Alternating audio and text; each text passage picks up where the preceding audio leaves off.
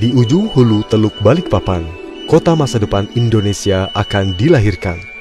Kota yang menjadi rumah pusat negara, rumah bagi rakyat, dan rumah bagi peradaban Nusantara.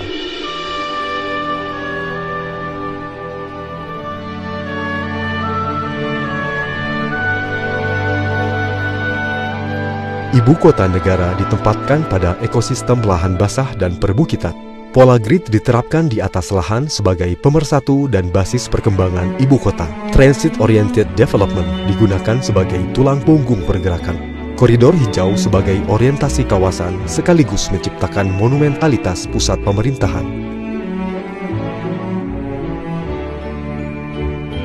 Istana Negara, gedung DPR MPR, dan kantor kementerian sengaja ditempatkan berdekatan dengan pelataran rakyat. Akses antar kantor pemerintahan dimudahkan dengan jaringan koridor dan jembatan beratap.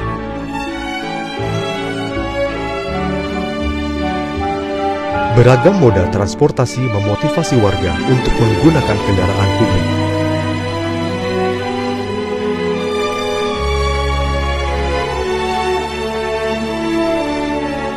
Kereta semi cepat, kendaraan berbasis listrik, sepeda, dan berjalan kaki. Kekayaan dan keragaman budaya seluruh wilayah Nusantara dimuliakan di sudut-sudut bagian kota. Etalase budaya daerah dengan gelaran seninya memotivasi pengunjung untuk bertandang ke berbagai destinasi wisata seluruh Indonesia. Lahan ibu kota yang berbukit direspon dengan bangunan pilotis dan jaringan jalan yang adaptif terhadap bentuk kontur. Koneksi pejalan kaki antar blok bangunan diwadahi dengan jaringan skybridge. Pemukiman berbasis kanal memanfaatkan ruang berporos sungai yang akan memperkuat konektivitas kawasan. Keragaman hayati berbagai macam hewan dan pepohonan diwadahi dalam fasilitas rekreasi edukatif. Inovasi teknologi yang menunjang kegiatan perkotaan diwadahi dalam fasilitas pendidikan dan penelitian berbasis karakter sungai dan rawa. Denyut perekonomian rakyat di Pasar Terapung menjadi atraksi wisata khas budaya komunitas masyarakat berbasis sungai. Pagelaran budaya skala besar dimuliakan dan digelar di Cultural Center yang sekaligus berfungsi sebagai landmark penting kota. Ibu kota negara diletakkan di wilayah Sepaku, terkoneksi dengan kota Panajam, Balikpapan, dan Samarinda. Ini dimaksudkan untuk memacu pertumbuhan yang berkualitas dan saling berbagi peran antar kota di sekitarnya. Kota yang menjadi rahmat bagi rakyat dan alam sekitarnya.